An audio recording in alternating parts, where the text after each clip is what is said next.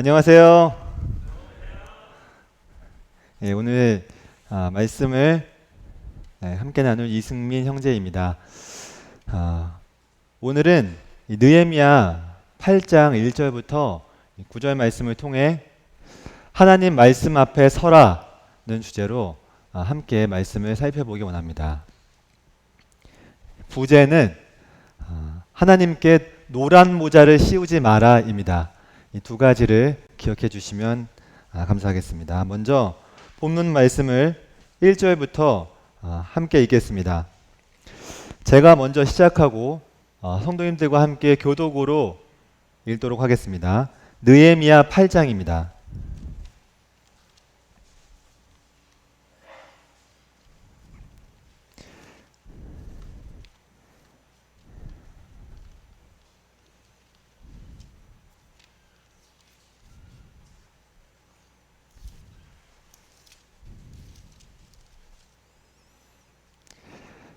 읽겠습니다.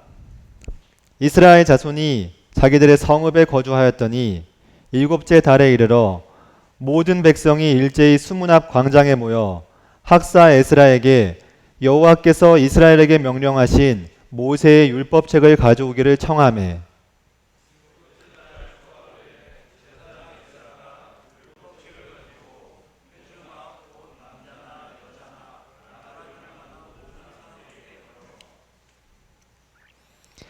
수문 앞 광장에서 새벽부터 정오까지 남자나 여자나 알아들을 만한 모든 사람 앞에서 읽음에 뭇 백성이 그 율법책에 귀를 기울였는데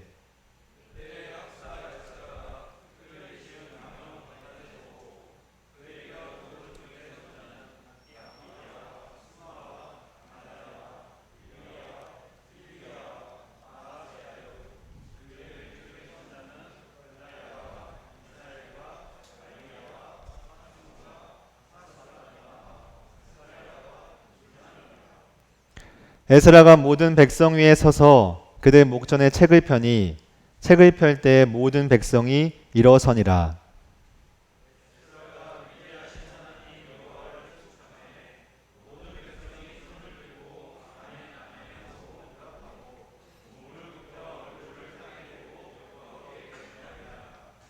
예수아와 바니와 세레바와 야민과 악굽과 사부대와 호디야와 마아세야와 그리다와 아사랴와 요사박과 하난과 블라야와 레위 사람들은 백성이 제자리에 서 있는 동안 그들에게 율법을 깨닫게 하였는데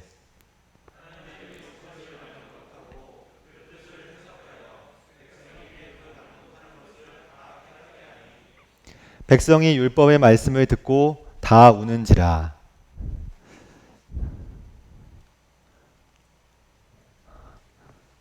혹시 제가 이렇게 하면은 넘겨주세요. 저를 보시고 이렇게 올려주세요. 예. 민족 최대의 명절 추석입니다. 예. 이 추석을 순 우리말로 뭐라고 하는지 혹시 아세요?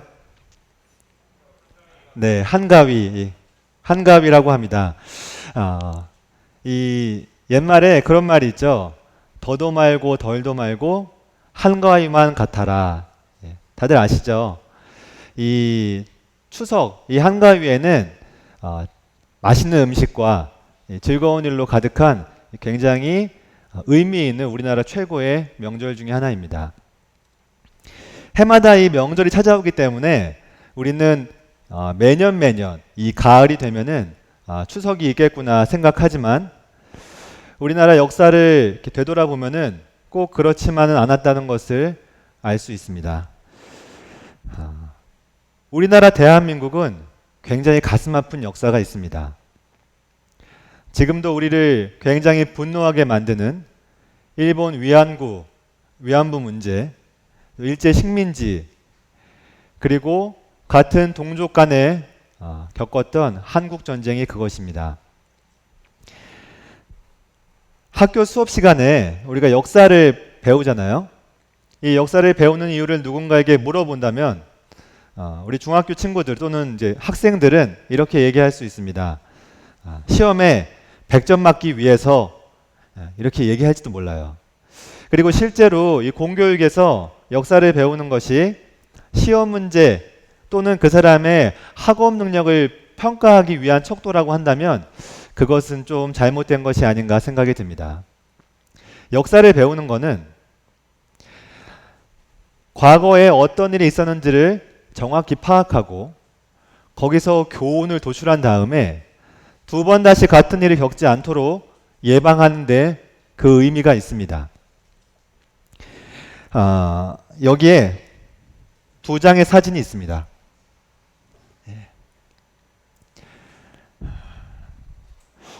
지금 보시는 이 사진은 한국전쟁 당시에 찍힌 사진입니다. 이 한국전쟁의 심각성에 대해서 우리 젊은 친구들한테 얘기를 해준다면은 수많은 텍스트를 가지고 막 설명할 필요가 없습니다. 오히려 이 앞에 있는 사진처럼 이 사진 몇 장을 보여주면서 이것이 그 당시 있었던 일들이라는 것을 보여주는 것이 훨씬 효율적인 일입니다. 앞에 보는 사진은 성도님들도 보시는 대로 전차와 아이가 함께 찍혀 있습니다. 서로 어울리지 않은 이 두 가지의 모습들이 한 사진 속에 나타나고 있는 겁니다. 혹시 성도님들은 살면서 이 장면을 보신 적이 있으세요? 아마 제 나이와 같은 40대 이하는 이 장면을 본 적이 없을 겁니다. 그러나 지금 이 자리에 계실 수도 있고 안 계실 수도 있지만 누군가는 이 사진을 눈으로 보신 적이 있을 거예요. 그분들에게 이 사진은 가상이 아니고 현실이고 우리는 지금 느낄 수 없는 그 전쟁의 분위기를 그분들은 고스란히 느낄 수가 있을 겁니다. 그리고 이 사진을 보는 것만으로도 굉장히 마음에 고통이 있을 수 있어요. 두 번째 사진입니다. 이 두 번째 사진은 전쟁의 피해로 어머니의 목관을 껴안고 있는 여성의 사진입니다. 말 그대로 설명이 필요 없는 사진이죠. 전쟁의 심각성을 모르는 젊은이들에게 전쟁이 얼마나 위험한 거고 전쟁이 왜 다시는 있어서는 안 되는지를 알려주려면 앞서 말씀드린 대로 역사책을 펴서 알려주는 것보다 이렇게 사진을 보여주는 것이 훨씬 중요할 줄로 믿습니다. 누구든지 방금 이 앞에 있던 두 사진을 보면은 다시는 이 땅에 전쟁이 일어나면 안 되겠다. 그 생각을 갖게 될 겁니다. 식민지 상황에서 또 전쟁 상황 속에서 우리가 오늘과 같은 이 즐거운 추석 명절을 맞이했을 거라고 상상할 수는 없습니다. 당연히 이 사진을 보면서 오늘 9월이라고 가을이 됐다고 추석을 지켜야 한다고 하는 사람이 있겠어요? 제사 음식을 조상님 모셔야 한다고 지키겠습니까? 절대 그럴 리가 없습니다. 지금 우리가 추석 명절을 지킬 수 있는 이유는 우리에게 평안이 있기 때문이라는 것을 절대로 잊어서는 안 됩니다.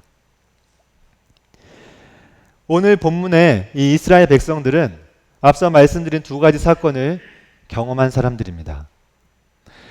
이들의 쓰라린 역사는 구약 성경에 고스란히 기록이 되어 있습니다. 우리 열왕기하 25장에 그들이 외세의 침략에 의해 전쟁 포로로 끌려가는 장면이 나옵니다. 제가 한번 읽겠습니다. 그들이 시드기야의 아들들을 그의 눈앞에서 죽이고 시드기야의 두 눈을 빼고 놋사슬로 그를 결박하여 바벨론으로 끌고 갔더라. 바벨론 왕 느부갓네살의 19째 해 5월 7일에 바벨론 왕의 신복 시위대장 느부사라단이 예루살렘에 이르러 여호와의 성전과 왕궁을 불사르고 예루살렘의 모든 집을 귀인의 집까지 불살랐으며 시위대장에게 속한 갈대아 온 군대가 예루살렘의 주위에 성벽을 헐었으며 바벨론 왕 느부갓네살의 침략에 의해서 이 이스라엘에 있는 모든 것이 황폐화되었습니다. 우리나라도 비슷한 역사가 있는 거 알고 계시죠? 특히 그 일제 식민지 그때 무릎을 꿇기도 하고 그 전에도 다른 나라 왕에게 무릎을 꿇기도 하는 그런 치욕스러운 일들이 있었습니다.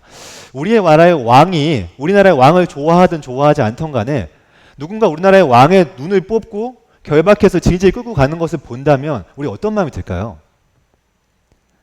진짜 치욕스럽고 두 번 다시 그런 일이 있으면 안 되겠다는 애국심이 일어날 겁니다. 사람들은 그런 모습들을 보면서 이스라엘 백성들에 대해서 아마 역사적으로 이런 평가를 내릴 수가 있습니다. 이스라엘 백성들은 전쟁을 미리미리 준비하지 않은 채 무사안일주의에 빠져 있었다.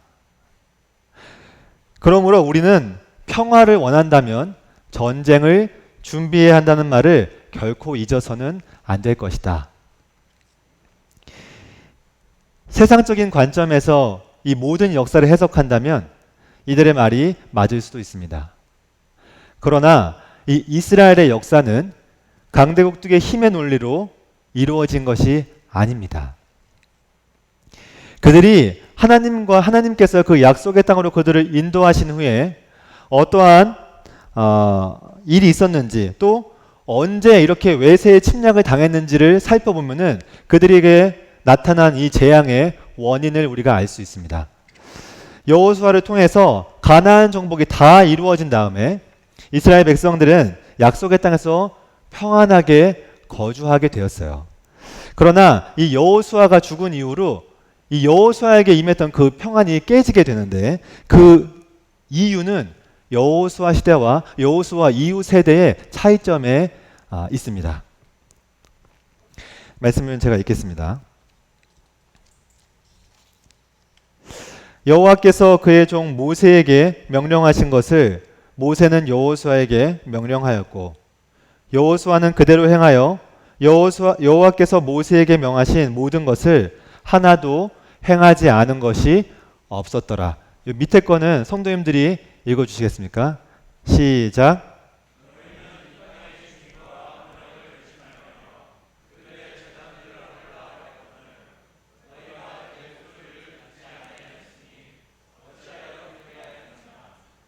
여호수아와 여호수아 이후 세대의 차이가 무엇이죠?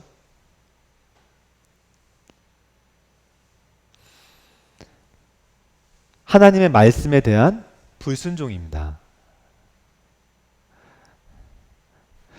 그러나 이 불순종에 의해서 더더욱이 안타까운 일이 있는데 그건 잠시 후에 말씀드리겠지만 일단 그들의 불순종으로 인해서 하나님께서 내리신 징계는 바로 외세의 침략입니다. 이것이 이 구약 성경 전체를 적어도 이 신명기 그리고 여호수아부터 이 왕 시대까지 끝나는 그 중앙을 관통하는 굉장히 중요한 원리입니다. 성도님들도 이것을 알고 계시겠지만 꼭 구약 성경을 읽을 때는 이 원리를 잊으시면 안 돼요. 하나님은 언약을 베푸셨고 이 언약을 불순종했을 때 외세의 침략이 온다 이렇게 말씀하셨어요. 그 사이클 패턴이 도는 게 사사기고 그 종말을 맞이하는 게 왕이고 그 이후는 없습니다.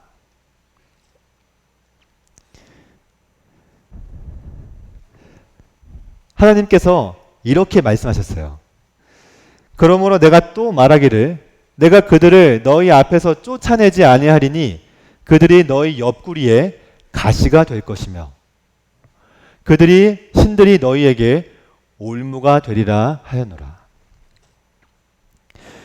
하나님의 약속은 반드시 이루어집니다. 그리고 이 세대 후에 더 안타까운 사실은 무엇이냐면 불순종의 세대가 지나간 후에 하나님에 대한 무지의 세대가 왔다는 거예요.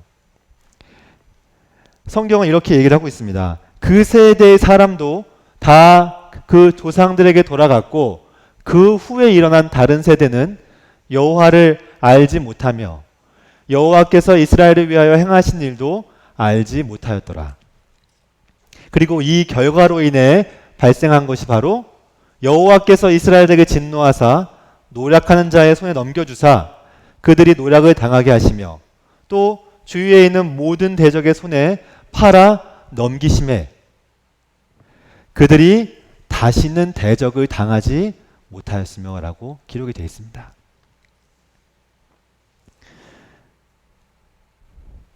다시 한번 말씀드리지만 그들에게 이 모든 재앙이 임한 이유는 말씀에 대한 불순종입니다. 이 모든 역사를 기록을 통해서 알든 또는 구전을 통해서 알든 이 모든 역사를 알고 있었던 이 백성들, 지금 그 전쟁 포로로 끌려있던 그 백성들에게는 어떠한 마음이 있었을까요? 그들 마음 가운데는 전능하신 여호와 하나님을 내가 경외해야 되겠다라는 분명한 다짐이 있었습니다. 그리고 이를 위해서 오늘 이스라엘 백성들은 본문과 같이 다 같이 모이게 된 겁니다.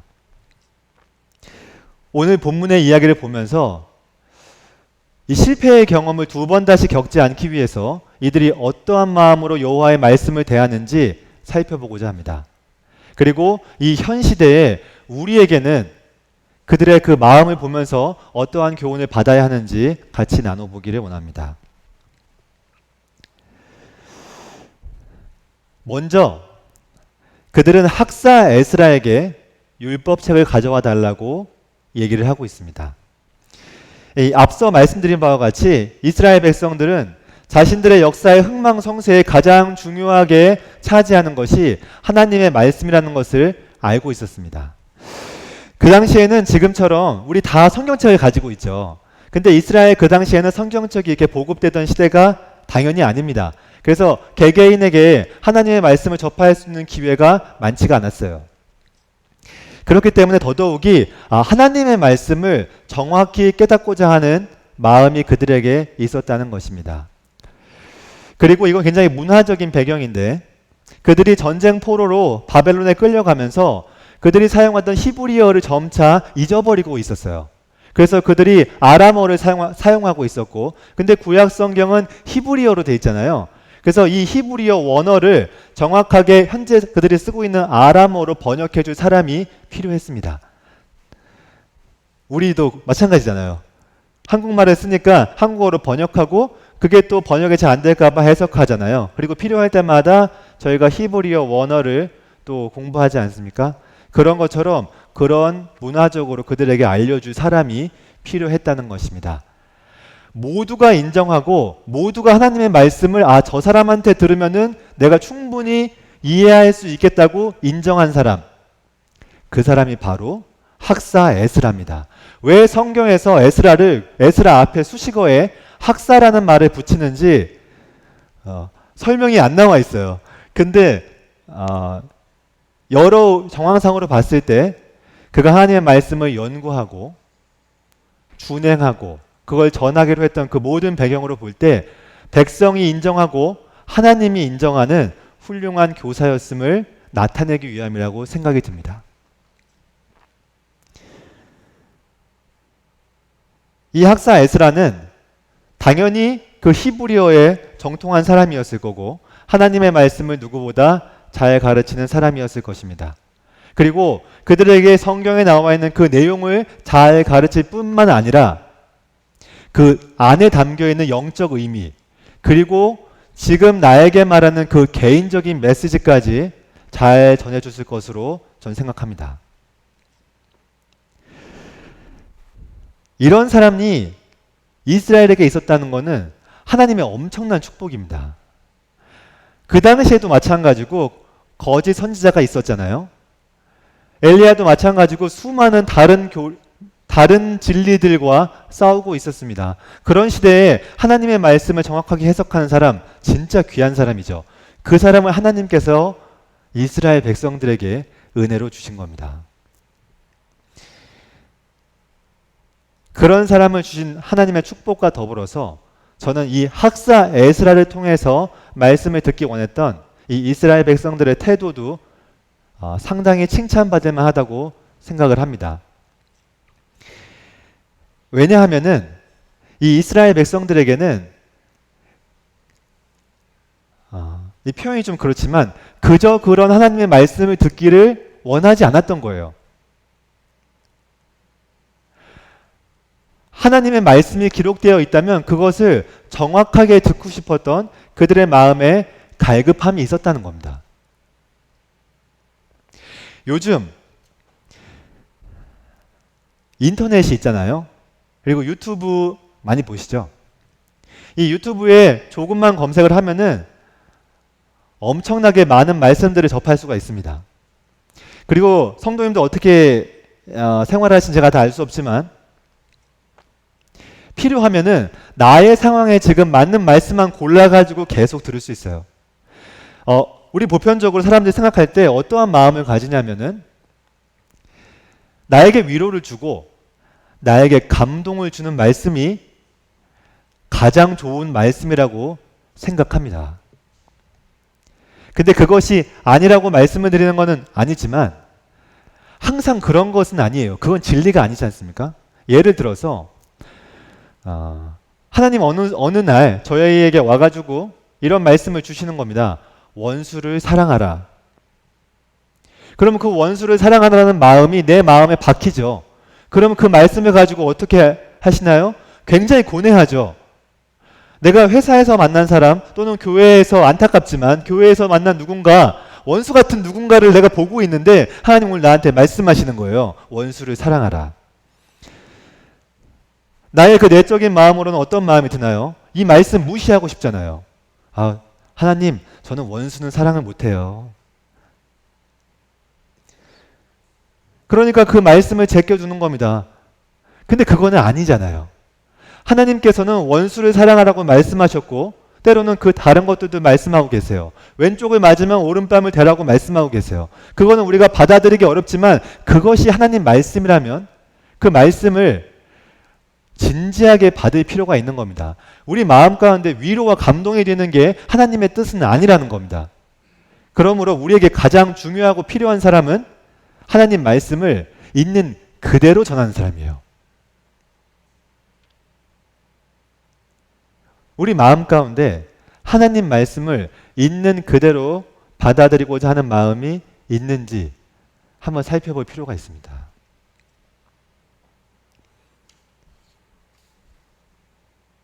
그런 마음이 있기를 진짜 진심으로 기도합니다.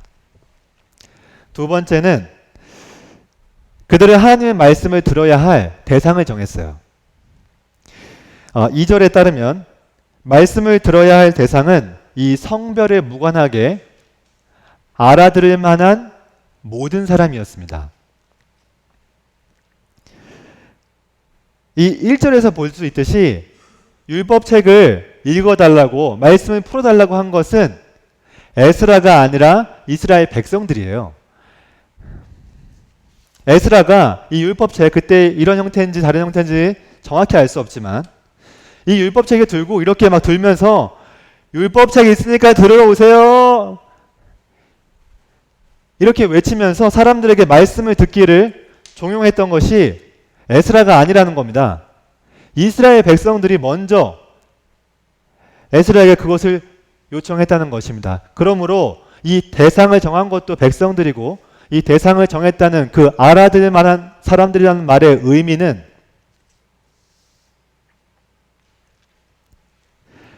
이스라엘 공동체에 말을 알아들을 수 있는 사람이라면 이 말씀을 듣는 것에 절대로 제외될 수 없다는 그들의 의지인 것입니다.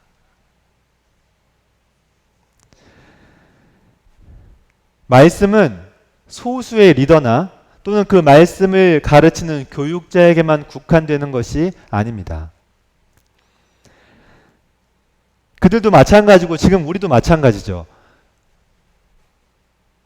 모두가 마음에 새겨야 하는 게 하나님 말씀이라는 겁니다. 근데 때로 우리는 마음 가운데 이런 말씀은 굳이 나까지 들을 필요가 있나? 이런 생각을 할 때가 있고 또는 우리도 말씀을 전할 때 이와 같은 말씀을 이와 같은 생각을 할 수 있다는 것입니다. 저분은 나이가 많으니까 이 말씀은 이해하기가 어려울 거야. 또는 저 친구는 초등학생이고 뭐 10대에 너무 어리지 않나? 또 다른 생각은 저 사람은 교회를 하도 안 나와가지고 너무 오랜 시간 안 나왔으니까 말씀을 전해도 이해하지 못할 거야. 말씀을 전할 필요가 없을 거야. 또는 저분까지 하나님 말씀을 알 필요가 있을까? 이런 마음들을 가질 수가 있다는 것입니다.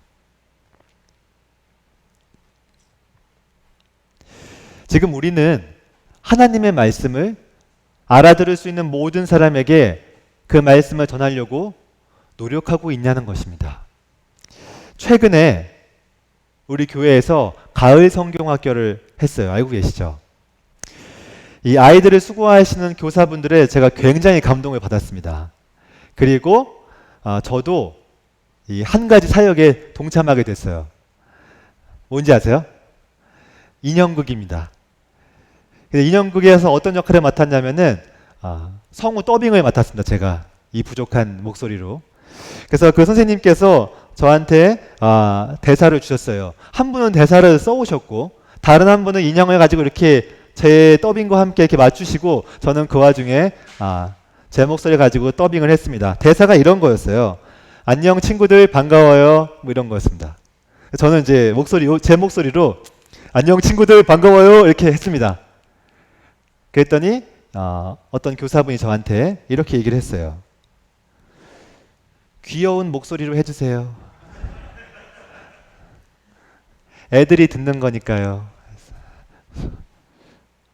누군가는 이런 모습을 보면은 이렇게 생각할 수 있어요. 그게 중요한가? 뭐 이렇게 안녕하세요 해도 되고 안녕하세요 해도 되고 이렇게 하면 되지 뭐 그걸 가지고 그렇게까지 얘기를 할까 생각할 수 있지만 여기에 굉장한 디테일이 있는 겁니다. 사실 아이들의 입장에서는 안녕하세요 이런 굵은 목소리는 와닿지가 않는 거예요.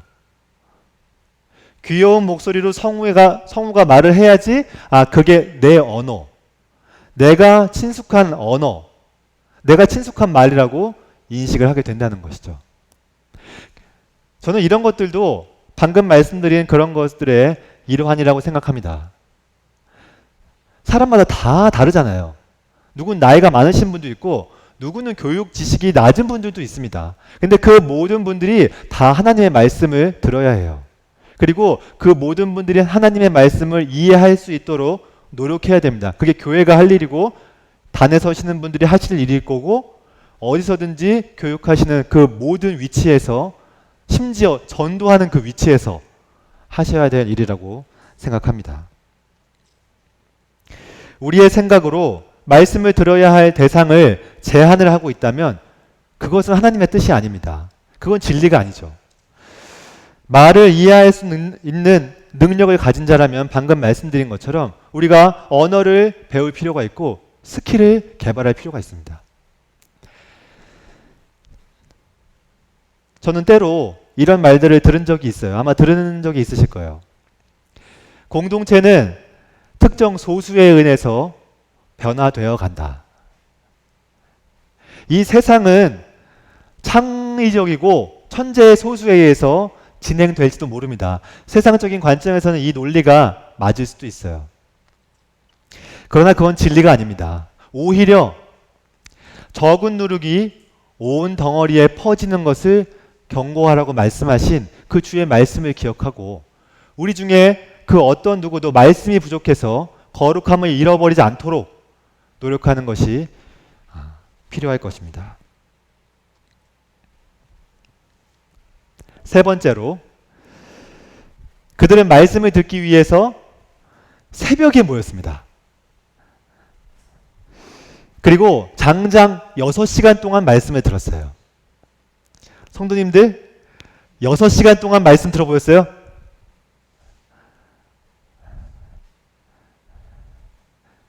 기다려야 되나요? 이 6시간은 아침 9시부터 3시간 듣고 점심 1시간 먹고 다시 1시부터 4시까지 듣는 그런 게 아닙니다. 여기 말씀을 보면은 성경에 기록된 대로 시작이 새벽이에요. 새벽부터 정오까지 말씀을 들었습니다. 시간이 될 때 내가 말씀을 들을 수 있을 때 나와가지고 말씀을 들은 게 아닙니다. 개인적인 용무를 다 처리하고 나서 말씀을 들은 게 아니라는 뜻이에요. 그러나 요즘 시대에는 진짜 안타깝지만 이 하루의 스케줄을 짜거나 일주일, 나아가서 1년을 짤 때라도 하나님 말씀을 보는 시간을 가장 후순위로 미루는 경향이 있습니다.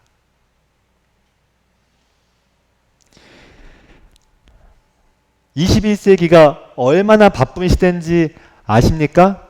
라고 저한테 물어볼 수 있어요. 저도 21세기 살아요. 그리고 하나님도 21세기에 살아 계십니다. 그분도 모두 다 안다는 겁니다. 그러므로 지금 이 시간 자신의 생활에 대해서 한번 깊게 생각해 볼 필요가 있다는 겁니다. D.L. 모디의 여러 가지 설교들이 있는데 그 중에 하나가 자전거에 대한 것이 있습니다. D.L. 모디가 젊은 친구들에게 설교를 할 때 자전거를 사지 마라 이렇게 얘기한 적이 있어요. 처음 이 말씀을 듣고 자전거 굉장히 좋은 수단인데 왜 자전거를 타지 말라고 하지? 이렇게 생각했었는데 그때가 어떤 시대였냐면은 자전거 여행이 붐이 일던 시대입니다. 그래서 젊은 친구들이 자전거를 사가지고 일요일마다 놀러 갈까봐 그것을 경계해서 자전거를 사지도 말고 타지도 말라고 그랬어요. 지금과 비교하면은 자동차가 될 수도 있고 조금만 더 나아가면 비행기가 될 수도 있죠. 관점을 조금만 바꾸면 스마트폰이 될 것이고 TV가 될 것이고 다른 컨텐츠가 될 겁니다. 말씀을 대하는 것이 그 어떤 것과 바꿀 수가 없죠. 최우선순위에 두어야 할 것이 말씀을 보는 것입니다. 그리스도인의 시작이, 하루의 시작, 1년의 시작이 하나님의 말씀을 어떻게 대할 것인가에 두는 것이 가장 필요할 줄로 믿습니다. 아울러 그들은 서서 말씀을 들었습니다. 서서. 이 3절에 있는 6시간 동안이라는 말씀과 5절에 책을 펼 때 일어났다는 말을 그대로 받아들인다면은 이스라엘 백성들이 장장 6시간을 서서 말씀을 들었다는 것입니다. 이것은 이 7절에 레위인들이 백성들이 서 있는 동안 율법을 깨닫게 했다는 말씀을 통해서 그것이 지지가 되고 있습니다. 그들은 왜 말씀을 서서 들었을까요? 허리가 너무 아파가지고 이게 서서 말씀을 들어야 되니까 이 요추 4번, 5번이 너무 아파서 디스크가 있어가지고 서서 말씀을 들었을까요? 아닙니다. 그들이 말씀을 서서 들었는지는 이 구약 성경에 기록된 이 출애굽기 33장을 통해서 저희가 알 수 있습니다.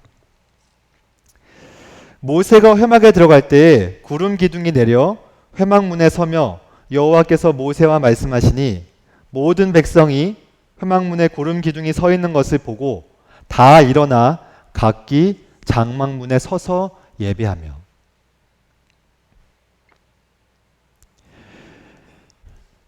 하나님께서 그들 공동체 속에 임재했을 때 그들 일어났습니다. 그것은 하나님에 대한 경외감의 표현입니다.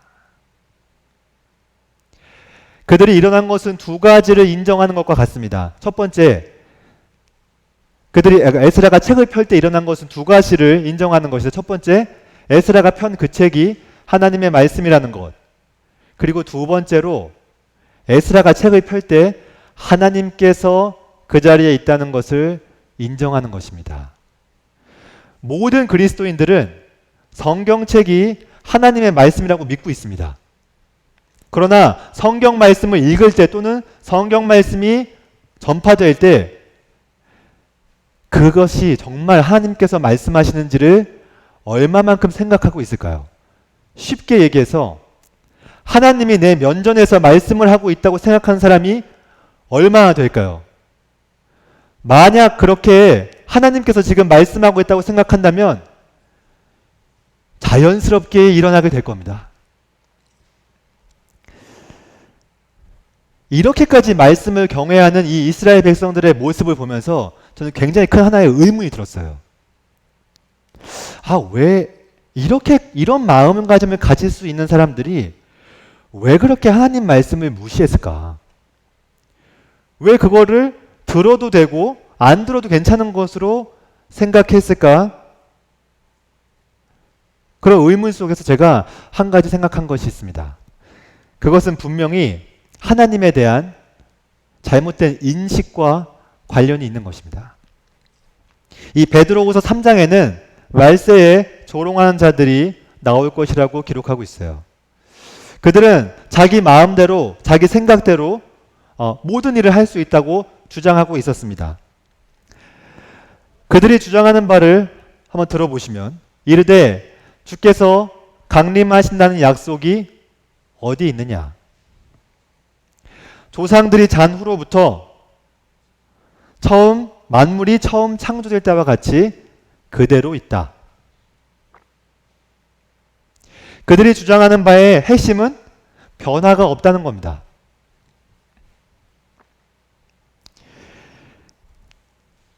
지금까지 어떠한 일을 나도 많이 해봤는데 아무런 변화가 없어. 그러니까 주의 심판은 없다고 이렇게 결론을 내리는 겁니다. 근데 그들이 내리는 결론은 굉장히 부족합니다. 왜냐하면 그들의 개인적인 경험에 의존하기 때문이에요. 그것은 진리가 아니죠. 그건 틀린 겁니다. 사람들은 주로 자신의 지식과 경험을 가지고 이거저거 판단을 합니다. 그리고 그게 진리인 줄 믿고 있어요. 근데 사람은 굉장히 부족한 존재예요. 눈을 아무리 크게 떠도 보이지 않는 것이 있고 귀를 아무리 열어도 들을 수 없는 게 있습니다. 아무리 내가 힘이 센 것 같아도 야생의 그 어떤 동물도 쉽게 이겨낼 수가 없습니다. 하나님께서 그것을 욥에게 지적해 주셨어요. 주의 약속은 어떤 이들이 더디다고 생각하는 것처럼 더딘 것이 아니라 주께서는 너희를 대하여 오래 참으사 아무도 멸망하지 않고 회개하기를 바라시는 것이었습니다.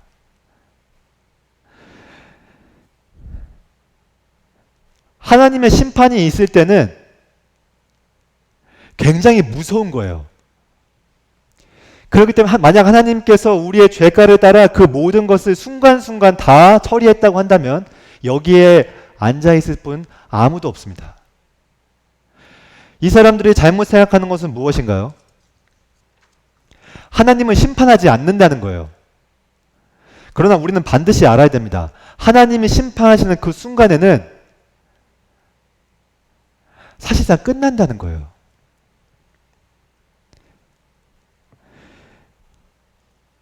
우리 생각 가운데 하나님에 대해서 잘못된 인식이 분명히 있습니다. 안타까운 것은 하나님에 대한 인식도 잘못됐지만 사탄에 대한 인식도 잘못 가지고 있어요. 우리가 보편적으로 생각하는 사탄의 이미지는 이 왼쪽이에요. 빨간색에 뿔 2개, 삼지창. 이게 사탄입니다. 사탄 두려워하세요?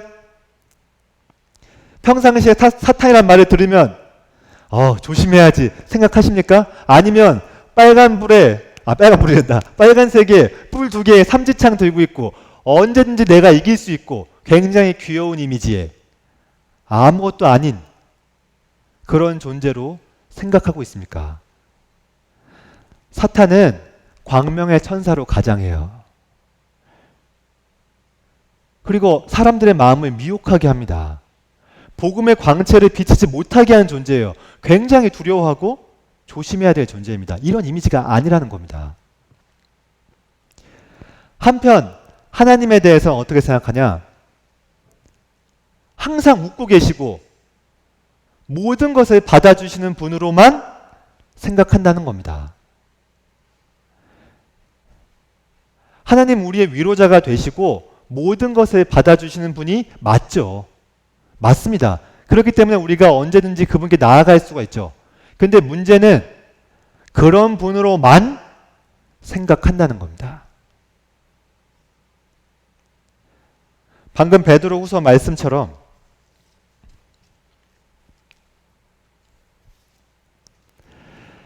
하나님 징계하신다고 생각하지 않는 것 같아요.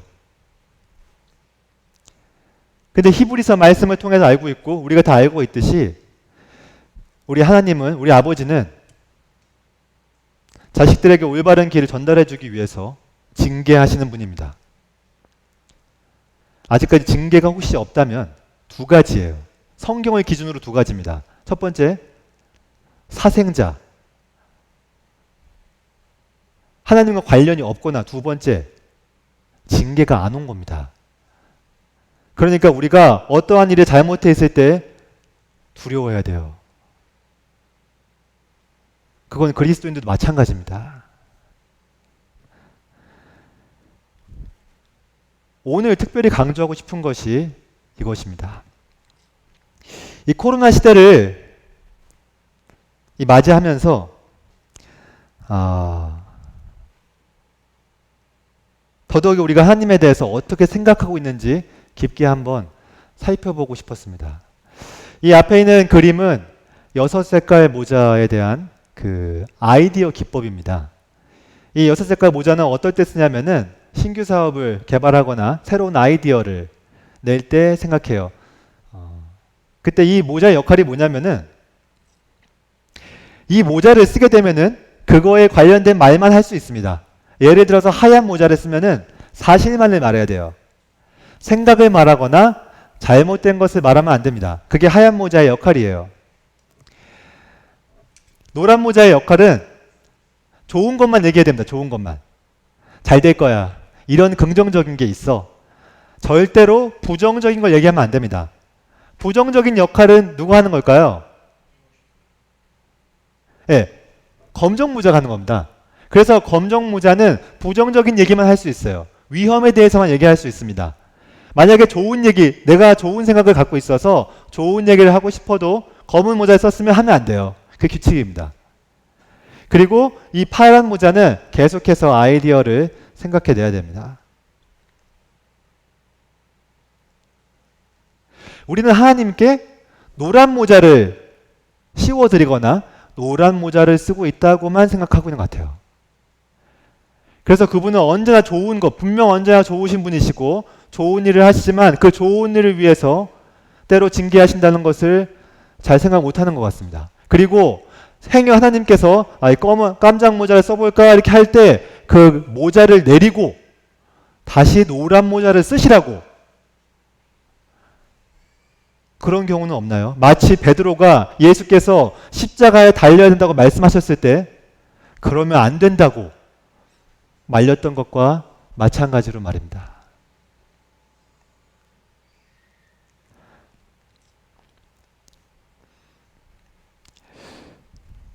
요즘 코로나 시대죠. 좀 오래됐습니다. 이 코로나 시대에 우리가 온라인으로 하나님 말씀을 접하고 있습니다. 앞선 얘기를 정리해 보면은 하나님을 경외한다는 것은 하나님 말씀을 경외하는 거예요. 기술의 발달로 우리가 하나님의 말씀을 온라인으로 듣게 되었다는 것은 굉장히 감사할 일입니다. 그러나 이 온라인 기술의 발달과 더불어서 우리가 어떻게 지금 말씀을 듣고 있는지 진지하게 돌아볼 필요가 있습니다. 과장되게 얘기해서 누워서 말씀을 들은 적 없습니까? 아니면 말씀을 틀어놓고 다른 일을 하신 적은 없나요?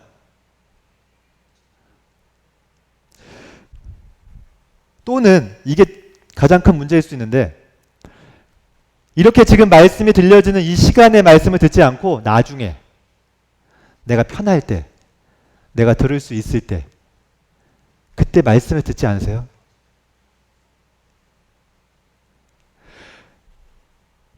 이외에도 말씀에 대한 태도가 우리가 굉장히 나태해졌다면 우리 회개하고 삶을 조정할 필요가 있습니다. 그거 하나님께서 원하시는 바입니다. 그리고 정말 그 마음을 가지고 이 행동을 고칠 수 없다면 말씀을 들을 때 차라리 일어나는 게, 서서 말씀을 듣는 것이 낫지 않겠습니까?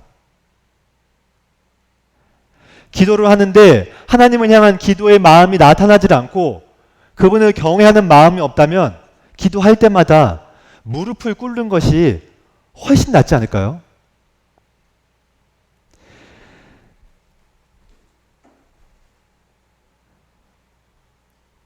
기술의 편리함은 정말 유익한 것이지만 그것이 우리의 나태함을 유발시킨다면 과감하게 끊어버릴 필요가 있습니다.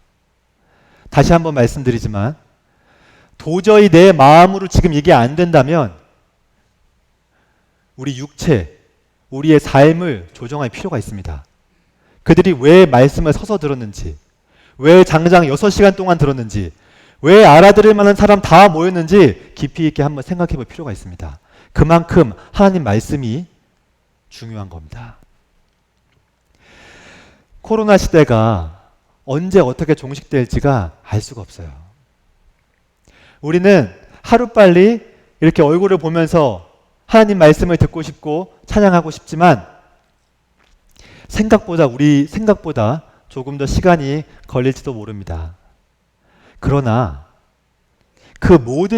이 모든 시기가 지나가고 우리가 다 여기 있음에도 불구하고 하나님 말씀을 듣는 그 마음의 태도가 지금과 똑같이 나태하다면 우리가 다 같이 모이는 게 무슨 의미가 있겠습니까? 이스라엘 백성들을 기억해 보시기 바랍니다. 말씀을 가볍게 여겼던 그들의 결과는 재앙과 파멸이었어요. 지금 하나님 앞에 서 있는 그들을 보십시오. 그 어떤 환경에서도 말씀을 대하고자 하는 그들의 경외감을 배워야 합니다. 하나님께 노란 모자를 씌우지 마세요. 그분 모자 안 쓰십니다. 그리고 그분 육체가 없어요. 그분 아무것도 안 쓰세요. 우리가 생각하는 것으로 그분을 형상화하지 말고 그분을 판단해서는 안 됩니다. 그분이 있는 그대로 경외감을 가지고 그분을 받아들여야 됩니다. 하나님께서 말씀하셨어요. 자신을 존중히 여기는 자를 내가 존중히 여기고 나를 멸시하는 자를 경멸한다 그랬어요. 바로 지금 있는 이 자리에서 하나님 말씀을 서서 지금 있는 그 자리에서 마음을 새롭게 해서 서서 대하게 되기를 주의 이름으로 기도하겠습니다. 감사합니다.